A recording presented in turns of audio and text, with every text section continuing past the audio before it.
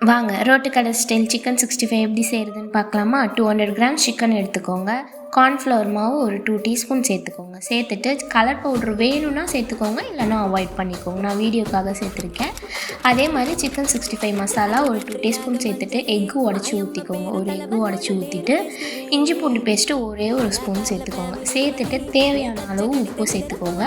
காரத்துக்கு ஏற்ப chilli powder சேர்த்துக்கோங்க. சேர்த்துட்டு நல்லா மேரினேட் பண்ணி கறி லீஃப் போட்டு ஊற வச்சுருங்க. ஊற வச்சுட்டு நல்லா எண்ணெய் காய விட்டுட்டு சிக்கன் போடுங்க. அப்புறம் சிம்மில் வச்சுக்கோங்க. அப்போ தான் அது உள்ளே நல்லா கறி வேகும், இல்லைன்னா மேலே மட்டும் உங்களுக்கு ஒரு மாதிரி ஆகிடும். அதனால் சிம்மில் வச்சுட்டு நல்லா நீங்கள் அப்படியே வறுத்து எடுக்கும் போது பாருங்கள் எனக்கு எப்படி இருக்குது பாருங்கள். நல்லா கிறிஸ்பியாக வந்திருந்தது. டேஸ்ட்டும் செம்மையாக இருந்தது. ரோட்டு கடையில் சாப்பிட்ற மாதிரியே இருந்தது. நல்லா உள்ள ஜூஸியாக இருந்தது. நீங்களும் ட்ரை பண்ணி பார்த்துட்டு கமெண்ட் பண்ணுங்கள்.